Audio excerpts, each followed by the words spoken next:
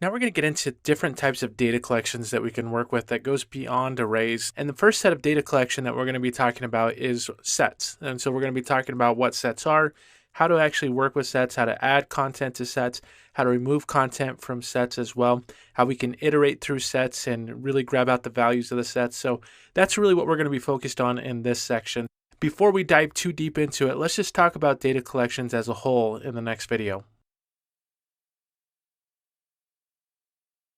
Before we dive into sets, let's just make sure that we understand what data collections are. Now, data collections can be found in other languages. We have Python, which uses lists as well as tuples as well as dictionaries. And so it's just different ways to be able to store data and work with the data. Java uses lists as well, sets and maps, similar to JavaScript that we're going to be learning about here in a little bit, as well as queues. So Ruby uses hashes and arrays. So data collections are really not anything that's new to programming languages. So we're going to be focused specifically on the new enhancements of JavaScript, and so that's ECMAScript 6, which was released the 17th of June in 2015. And it brought a whole lot of new features with it. And so one of the main features that it brought was new data collections. Now, a data collection stores and structures large amounts of data for easy access. So it's a way to organize the data and a way to be able to get that data and use that data, and it provides methods to be able to access and use that data. So before ECMAScript 6, the only thing that we could really use was array and objects inside of JavaScript. So ECMAScript 6 gave us sets as well as maps, and then weak sets and weak maps. So in this section, we're going to be talking about sets and weak sets. In the next section, we're going to be talking about maps and weak maps, and when to use maps and when not to use maps, and when to use weak maps and when to use sets and so forth. Before we dive into that, though, there is a couple more things that I wanted to talk about, and that's really the data types that we can work with. And so there's really 8 different types of data types that we can work with. There's Booleans, there's nulls, there's undefined data, there's also number data, there's big integer data, there's strings, and then there's symbols, as well as objects. You can work with objects. Now, 7 of these data types are actually primitives, and that's important to know. The final one is object. Now, primitives really can't be changed. You can't change what number 1 actually stands for, but objects can actually be changed. And so they're a value in memory which can be referenced by an identifier. So an object itself you could have stored inside of a set, and you can reference that with that ID of that object. And we're going to be working with those different objects. We're going to be working with the different sets and these different types of data values. And so we're going to be working with primitives. We're also going to be working with objects and then storing each of those data types inside of our sets. So let's go ahead and actually introduce sets, and let's talk about sets in the next video. Before we get into sets and creating sets and adding data and other things like that, I wanted to talk about what sets are in general. Now, sets enable you to store unique values of any type, whether it's a primitive or whether it's an object. So all that primitive data that we talked about in the last video, we can store that type of data inside of a set. Or we can create an object and we can reference that inside of an object as well. So really one thing that helps set stands out is this data type, although it could be similar to an array, must be unique values. And so that means if I have this set of data and I decide to enter content into that data, then I can say, okay, one of the pieces of the data is 52, another piece is 183, another piece is 200, another piece is 52, and another piece is 47. Well, let's take a look at this, because what happens is 52 is actually repeated. And so you'll notice that the first number is 52 as well. So what happens is if you start to iterate or you start to look for a value of 52, it'll go through all of these different values, but it'll notice that this is a duplicate and it will ignore that value and just move on to the next value. So it does need to be unique values. You can have duplicates in there, but it will completely ignore them, and so it really doesn't do you any good. So if there are a set of numbers where you need to have these unique values, then sets are actually a good way to be able to store that data and to make sure that you do not have any duplicate numbers if that's what you need. But they can be of any type, and so we can have the numbers, We can have strings, we can have functions. You can actually have a function inside of the set that will call and return a value as well. You can have objects, and then you can also have just, whatever other big integers or any other type of number there, and all of that could be stored inside of the set. Now, sets have their own properties and methods as well. The properties are a little bit more limited. Instead of array.length, you actually have a set.size, and so you can determine the size of the set by using that property. Now the methods, it actually gives us a lot of methods to work with. And so we can add, we can clear out all the sets, and so we don't have to set all the values or pop all the values or anything like that. We can just clear them out. We can delete certain data from the set. We can also reference the different entries in the set. We can iterate through the set using for each. We can check to see if the set has a certain type of value just by using has. And then we can reference all of the keys in the set, and we can reference all of the values in the set as well. So those are the different methods that we can use in order to work with these sets. And that's really the power of the sets, is it gives us these additional methods and allows us to work with the sets in more functional ways than we could with arrays. So let's talk about actually adding and removing values from a set. So let's get back into the code and start working with that. We've talked about what a set is. We've also talked about different properties and different methods that you can use on a set. So make sure that you download the sample files for this module. Make sure that you also store the sample files from the last module. Make sure that you start with the 01 starter project file and copy that onto your desktop. I'm going to go ahead and double click on that, and I'm going to double click on the index.html here just to make sure that I have that up, and I'm also going to open this up inside of Sublime. Really what's changed is mostly the module that pops up. We have our month that is saving it inside of a month ID. We also have our item amount, which is going to save it inside of an ID called item amount. And then we're also calling a function called add cell. Open up page.js. We have our reference to that new amount, so we can grab the value from that form. We also have the reference to the new month. And I've also commented out the chart, the pie chart as well. And then I've removed some of the code from the last section as well. So we're going to add some new code right here. The first thing that we're going to do is we're going to create a const, and then we're going to say, okay, this is going to be monthly sales. We're going to store our monthly sales inside of here, and this is going to equal a new set. We're also going to do the same thing for our monthly labels. We're going to go ahead and say this is also equal to a new set. Now that we have that there, we want to add our content in as soon as that button is clicked. Now we're calling a function on that add cell button called add cell. So let's go ahead and create that function, and we're going to name it add cell. I copied and pasted that in there, and then open close curly brackets there. And we're going to say monthly sales is going to add a value, and that value is going to be our new amount, and then dot value. Now keep in mind that this is actually going to be passed in as a string. We're going to convert it into a number later, but for now, just keep that in mind, because when we alert it or when we try to find it, it's actually going to be a string and not a number. We're going to do the same thing here with labels. So we're going to go ahead and say new month, and that's going to be the value. So dot value, and there we go. Now I'm going to alert a message letting them know how big the actual monthly sales is. And so I can use that by using the property of this set. So I can go ahead and say you have entered in, and then we're going to add on monthly sales dot size. And then we'll add on one more thing. So it's going to say you have entered in number of cells. So 2 cells or 3 cells or whatever it is there. Let's go ahead and make sure that this is working and that the values are being entered in. So I'm going to come back in here and hit refresh. And then I'm going to enter in the month. We'll enter in the value, and then we'll click on add cell. Now it says that I've entered in 1 cell. So let's go ahead and close that. Let's add it again. And let's say this is going to be November, and this is going to be 1500. If I click on add cell here, it now says that I've entered in 2 cells. Well, how do I get the value of those cells? Well, I can come back in here and I can say console.log and then say monthly cells. That's going to alert the content of the monthly cells as soon as I add it. So let's go back in here and hit refresh and click on add cell. And the first one is going to be October. The second one is going to be 1200. It's still going to alert that message for me, but let's go ahead and right click and go down to inspect element. And now if I come in here and click on this, then I go down to set and it says 1200 right there. So that's adding a new cell, but what if we wanted to delete something? Well, we can actually delete something by using the delete method. If I come back into my index.html, I'm going to go up to this button here that says fill cells, and we're going to change this to delete val. It's going to call a function called delete val. I'm going to copy that, and we're going to say delete. Now I'm going to come back into my page.js, and let's go ahead and create that function, delete val, open close parentheses, open close curly bracket.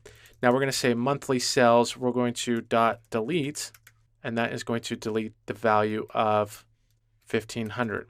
Keep in mind, I'm putting this inside of a string because we have not converted it into a number, and so I'm really trying to find a string that is in the amount of 1500. But let's console.log the amount again. So let's say we're going to console.log monthly cells just so it alerts it again there. So if I go ahead and hit refresh, let's add our first one as 1500, and then let's add our second one as 1200, and we'll say the month is going to be November, and that is going to be 1200, and then click on add cell. If I right click and go down to inspect element, it's going to have those two different values there. If I expand this out, we have the 1500 and we have the 1200.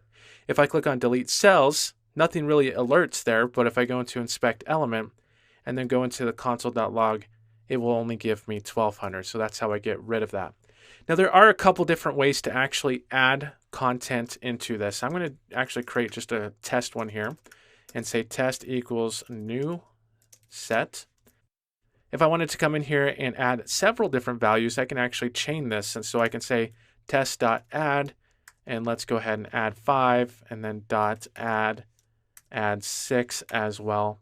And so that's one way to just chain the different values into adding to that one set. Or if I'm creating the set, I can actually create values right inside of here as well, just by passing that inside of brackets.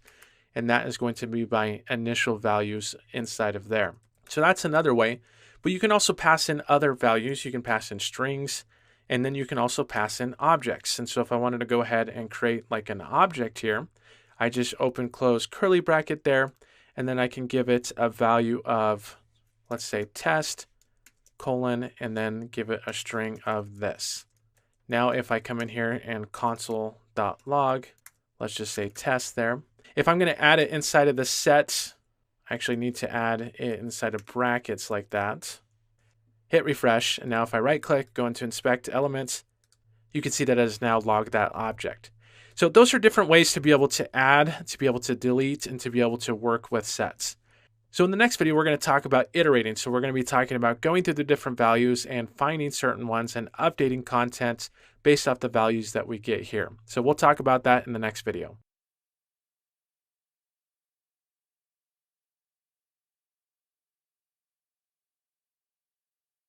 So now we're going to be talking about iterating a set, how we actually go through a set and we use the set values to do whatever we need to. So let's go ahead and come in here and clean up the code a little bit. I'm going to get rid of this test, and I'm also going to get rid of this alert and this console inside of add cells. So the first thing we want to do though is we want to use this for of loop. We've already talked about the for each loop, but we're going to use this for of loop. So I'm going to say for, and then I'm going to say let, and then we're going to say total of monthly cells. We're going to iterate through monthly cells, and then we're going to assign each of those to this total value. Now what I can do is I can actually open this up inside of curly brackets, or a shortcut if I'm just going to do one line of code is I can say console.log, and then I can say total. This is going to go through each of them, and it's going to log the total. Let's go ahead and preview this. I'm going to hit refresh and then click on add cell. Now I'll enter in the value of 1200, and at this point it should only have one value. So if I click on add cell, it's going to console.log that one value, which is 1200. Well, I could do a whole lot more, but I don't want to do this on the add. I actually want to do this on this find cell. Or this is really going to be our figure out our total. So let's go ahead and go into our index.html. Let's find that button where it says find cell. And instead of find over 1000, we're going to say add total. And then we're going to change the label to add total here as well, just so it makes more sense there. So now we need to create that function though. So I'm going to come back into page.js, and I'm going to come down below this delete value, And I'm going to say function add total, open close parentheses, open close curly bracket, and there we go. Now what we want to do inside of here is we want to do a for loop, and we're going to say for, and then let the amount of monthly sales. And then inside of here, I want to go ahead and open and close curly bracket. And now I'm going to alert, just to make sure this is working. We're going to alert the amount here. I'm going to save that, hit refresh. Really nothing should happen at this time. Let's go ahead and actually add in some values. And then say add value. And then let's add one more. And then 1500. Now if I click on that, it'll say 1200, and then it alerts to 1500, and it will loop through each of those. That way, when I click on that, it's basically going to update this label. That's our end goal, is to go in and update that label. So what we want to do is anytime that this add total actually gets added here, what we want to do is initially set back the yearly total to 0. If we don't do this, it's actually going to take the value and then it's going to add onto that value. So here we're going to say yearly total is equal to the amount plus yearly total. So we're going to take whatever the current amount is as we're starting to loop, and we're going to add on the new amounts here. Now I'm going to update that yearly label. We have this yearly label as well.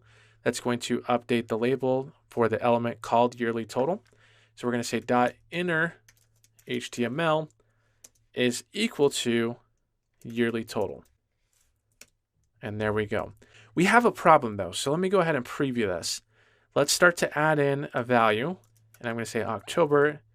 I'm going to add in 1200 for the first one, and then let's add in November, and this one is going to be 1500, and then click on add cell. Now if I click on add total, notice that 1500 gets added, 1200 gets added, but 0 gets added as well. Because what's happening is, remember, this is the issue that we were running into in the last video, is the value from that form is a string. It's not actually a number. So what happens when you add one string to another string? Well, that uses concatenation, so it actually takes that string and adds it to the other string, and really we're just displaying a string at this point. We want to work with this as a value and not a string. So what we have to do is when we actually add this value to our monthly sales, is we want to parse the integer. We want to grab this value from the form, and we actually want to parse it and create an integer. And so that's really what we do, is we wrap the new amounts into a value. Now if I hit save, and let's come back in here and hit refresh and start to add in the values now, we'll go ahead and say October is going to be 1200. And then November is going to be 1500, and then click on add cell. Now if I click add total, you'll notice it does the math now. It is now 2700, and it automatically did that for me. So just by adding this parse integer method around that value, it took the string and it converted it into an integer. Now there is another way that we can actually go in and loop through our content here. Instead of the for of, we can actually go in and use a for each. And so if I came in here, and let's do this under the delete value, let's actually come in here and say monthly sales dot for each. Now, when you're using the for each, you actually need to pass in 3 different values. The first value, because it returns 2 different values back to you. So the first value is really what we need to use, and then the second value is kind of a duplicate from the first value. But the first one and the second one are pretty much the same. What I need to do now is say, okay, what am I actually going to be looping through? Well, that's going to be our monthly sales. This is going to return a value. So you do return by an equal sign and then a greater sign as well. And then we're going to open and close this with a curly bracket. And this is where we're going to place in our amounts. So I'm going to go ahead and alert that. And I'm going to say value 1. But it's going to loop through that and then give me the value. Now let's go ahead and just hit refresh and then click on add cell. And now if I click October and then add in a value there, I go ahead and type in November, add a value there, click on add cell. Now I'm going to hit delete cells, and you can see that it alerted the 1200. So, and now it's alerted the 1500. It will loop through that using this for each loop. So just keep that in mind, that you can do it in either one of these ways. You can do the for of, or you can do the for each. Whatever way you're most comfortable with, those are the different methods for being able to iterate your different sets. So we've been updating our content inside of sets, but now we actually need to take those values and we need to update the graphs in our charts here. So what we need to do is come in here and we see that if I come down to the add cell right here, we're adding to our monthly labels this value. What I want to do is actually go in and take those values and actually convert it over to data that can actually be used inside of chart.js. Let's go ahead and uncomment out this monthly sales chart. But you can see here, I'm referencing monthly labels. I don't really have those labels inside of a variable. I do have that label as a set, but watch what happens. If I come in here and hit refresh, you can see that it does not actually get updated. Just because we're using chart.js, we actually need to take that and we need to create it into an array here. What I'm going to do from here, and probably the easiest way to do this, is to actually come into the add cell. And what we're going to do is we're going to say monthly sales chart. And this is a method for chart.js. We can say .data.labels. And then we're going to say equals array.from, and then open close parentheses, and then we're going to say this is going to be from our monthly labels. We've used array of, but we have not used array from. So it's very similar. Array from will actually take these different values, and this is what we're going to create the array from. And so now we're basically telling chart.js, and we're going into the data, and then we're going into the labels, and we're updating it and saying this is now the new value. So we can actually get rid of that and just create a blank array for now, because that's going to be updated later once we actually go through and add our cell. So I'm going to come in here and hit refresh now. And you can see that we have no label, but our chart is actually showing up, which is a good sign. If I click on add cell, and then I go ahead and just say October, and now we're going to enter in the value of 1200. I'm going to click on add cell, and it's actually updated. However, it's not updating this chart. So what we need to do is one more thing. If we come back into here, after we make a change to the chart.js, we actually need to call an update method. So I'm going to say charts monthly sales chart dot updates, open close parentheses. We're going to call in that method, and that's going to update the chart for us. So I'm going to come back in here and enter in the new labels. We'll say October 1200, and then go ahead and click on add cell, and you can see it's automatically updated that label. So that's how you do the monthly labels, but let's actually go in and inside of this monthly amount here. So the let amount of monthly sales, this is how we get the total here. What we're going to do is we're actually going to create a new for each loop that's inside of here. So let's go in, and we have to loop through, we have to use this for each method to loop through the different values and then update the values inside of our data here. So I'm going to say monthly sales chart, and then I'm going to say .data.datasets. That's how we're getting down to the value. And then we're going to say for each, we're going to use this for each, and then inside of there, we're actually going to pass in the data set value. Open close curly brackets and bring that down a line. And now we're going to say dataset.data.push, and we're going to push in this amount. So I'm going to basically make sure that this starts out with no data there. This is going to be a blank array there. And because we're already getting the amount and we're looping that in, essentially we're basically just going to loop through all the data sets inside of our data, and we're going to push in the amount that we get back there. Oh, one thing that we forgot to do is actually make sure that we return the values. And so now if I hit save, and let's come back in here and hit refresh, let's go ahead and add a value here, and we'll say October, and then we'll do 1200 and click on add cell. So let's actually do this at the same time that we're adding our cell here. So I'm actually going to take this yearly total in this for loop, and I'm going to cut that. And so as soon as I click on add cell is when I want to update that. So I'm going to come in here and I'm going to paste that there.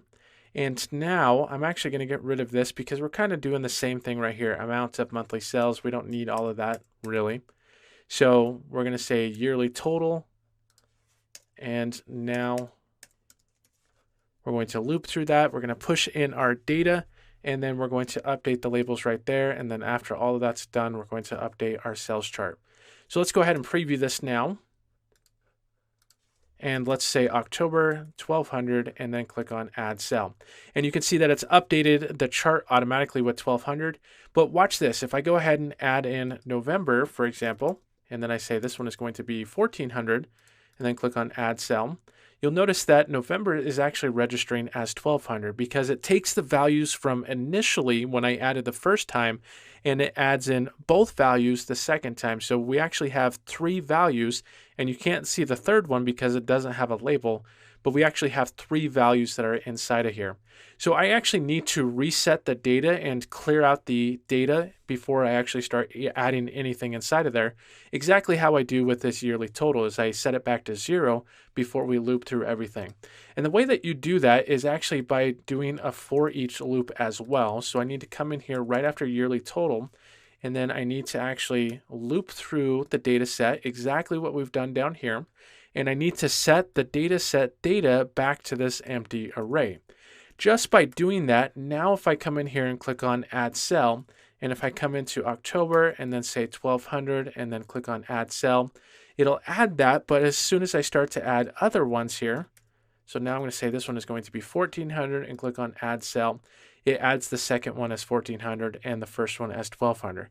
So it essentially just clears out the array, and then it starts the array again as it starts to iterate through the set values. So that's really how you go in and you update the graphs. So you go in and you iterate through the different sets, and then you change the iteration back into an array and then update the chart.js. And the only reason why I have to do that is because I'm working with chart.js. If chart.js updates where it will actually accept values from a set or a map, then you won't have to do this. You won't have to convert it back into an array. So in the next video, we're actually going to be talking about weak sets and what weak sets are and how you actually start to work with weak sets. And there is a little bit of a difference between sets and weak sets, and so we'll go ahead and talk about what that difference is and then dive into working with weak sets. So let's explore some of the differences between a set and a weak set. So first of all, it can only contain objects. It cannot contain any type of primitive data types, and the objects themselves are only referenced weekly, and we'll talk about what that is here in a second. It cannot be iterable, so that I cannot iterate through a weak set. It's only really designed to contain certain type of information. It has no access to the size property. The reason why is because these references are contained weekly, which means that there may not be a reference, or you may get rid of that reference or something like that. And so that's one of the reasons why you cannot use the size property. Really, it comes down to this is being garbage collected. You're opening up certain parts of your data to allow it to be garbage collected. Now you may be wondering, okay, Jeff, what is garbage collection? So basically garbage collection happens default inside of browsers, and it monitors the memory allocation, and it determines when a block of allocated memory is no longer needed, and it basically reclaims it. Sets by default will not get rid of that memory, so it will just stay there in that memory. When you decide inside of a set that's saying, hey, I no longer need this, you actually would want to use a weak set instead of a set, because what that does is when you define it as a weak set, it says that if this is no longer being used, it can be garbage collected. You can get rid of it, no longer hold it inside of memory. And that's really the power of being able to use these weak sets. So sets, you have access to all of these methods, but with weak sets, you only have add, you have delete, you have has as well, so you can see if there's a certain value or something like that. But that's really it. You only have those references. So it's really just if you wanted to store certain types of data that you're okay with it being garbage collected, you're okay if the data is not there, you're basically just holding it as a certain type of value if it is there, and you can store it inside of a weak set. So in the next video, we're actually going to go in and start working with a weak set right inside of our code. Okay, now we're going to be talking about working with weak sets. So let's go into our code, and I'm going to go ahead and create a new set. And this one is going to be a weak set, and we're going to call this categories. Now, I don't want to actually store a category that's not chosen because that will just take up unnecessary space. So this is a good use case for being able to use a weak set instead of using a set. So I'm going to say new weak set in order to create that new weak set. Now I can simply go in here and start adding a category. So I could come in and say categories, and then I'm going to do .add. And so we have the add method that we can add for here.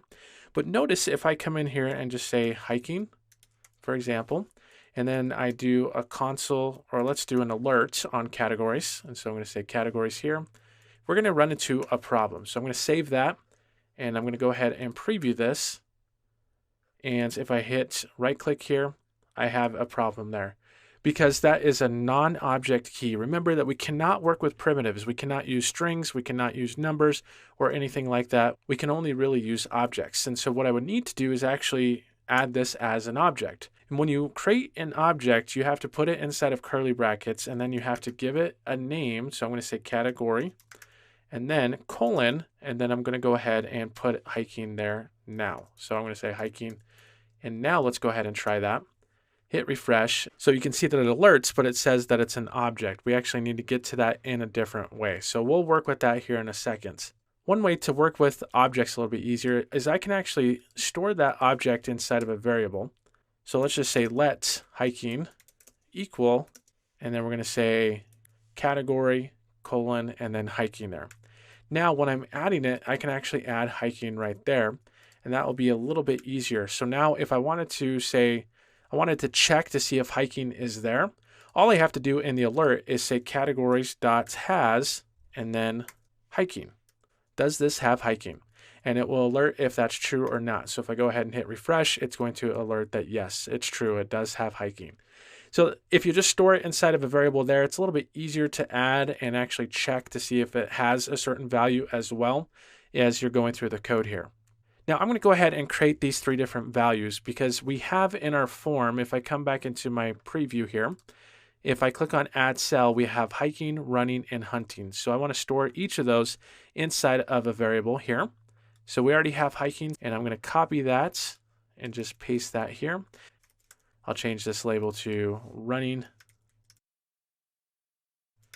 and I will change this label to hunting.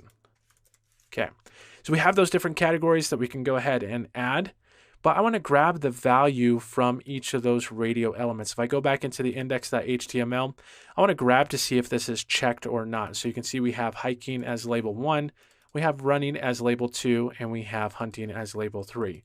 So I'm going to go ahead and just store each of those labels, those IDs, inside of a variable here. So I'm going to copy and paste this, and you're more than welcome to pause and write this out. So now what I need to do is under add cell, I'm going to come in and check to see if those labels have been added. Coming in here, let's go ahead and just say if hiking radio, and then we're going to say dot checked. That's how you check to see if a radio button has been selected. If that has been checked, then we're going to do something here. And that's where we're going to say categories. We're going to get rid of our categories.add up here. Let's get rid of that alert as well.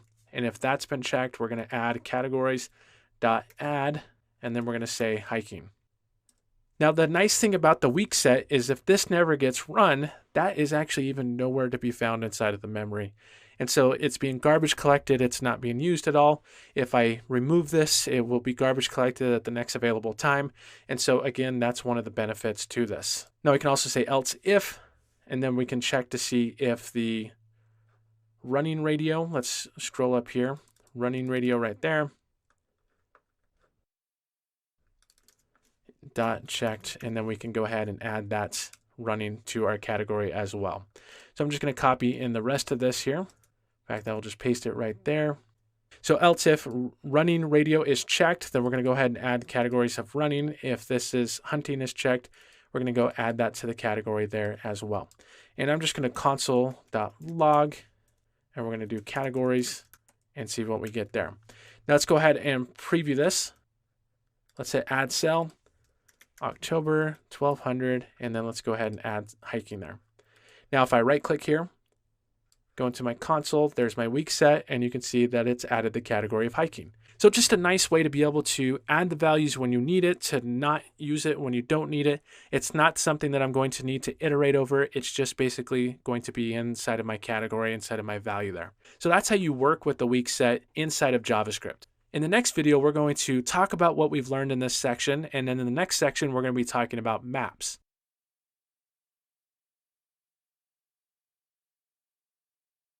So we've learned a lot in this section, and I wanted to review what we've learned before we move on to maps. So here's what we've really been able to dive into. We initially started talking about data collections and what data collections are and how they're new to ECMAScript 6. We then went into sets and talked about what sets are, how you can create sets, as well as adding and removing different values from those sets. and then how to iterate through those sets to grab the values and to work with those values in whatever way that you want. We then talked about the differences between sets and weak sets and when you would want to use a set, when you would want to use a weak set. And then finally, we wrapped up with actually working with weak sets and using that data inside of our code. And that's initially what you'd want to know when you start working with sets. We're going to talk about actually using maps in the next section. Now, maps gives us some additional functionality, and one of the nice things is it allows us to work with keys and values. And so we can define a key in any way that we want, and we can define a value in any way that we want as well. So let's go ahead and dive into maps in the next section.